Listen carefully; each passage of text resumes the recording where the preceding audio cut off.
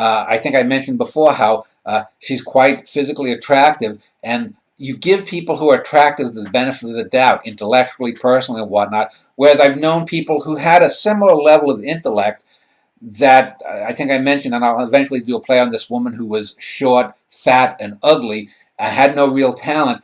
But I would never have called her cute or called her sweet the way I did the woman that I've mentioned before, Alex's ex-girlfriend. In a similar way, there's nothing really particularly outstanding about this nurse.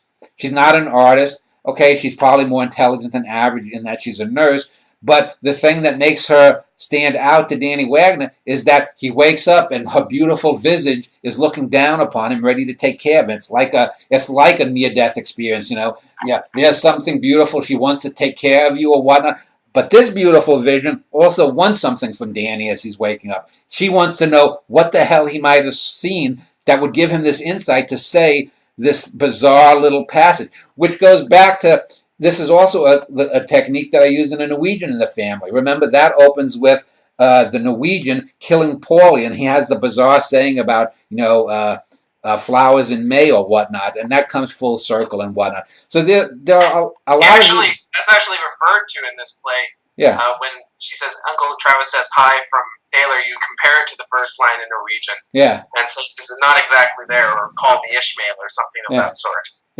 Yeah, and so you have to poke fun at yourself too, and even in these plays that deal with serious topics, and this is definitely a dramatic play. There have to be moments of humor to leaven it. If I'm trying to let me scroll down here to the end of the play. The play ends here.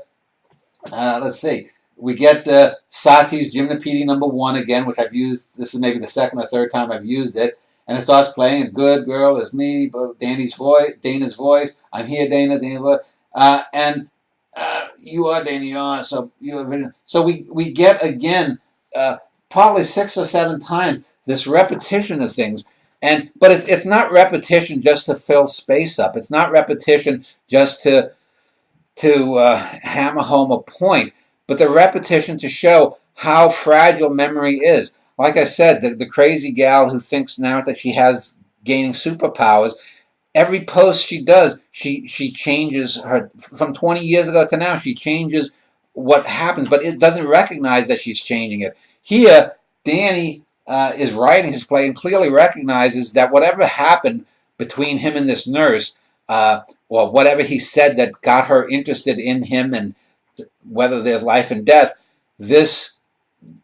there is no real answer. There can be no real answer because Danny doesn't remember it.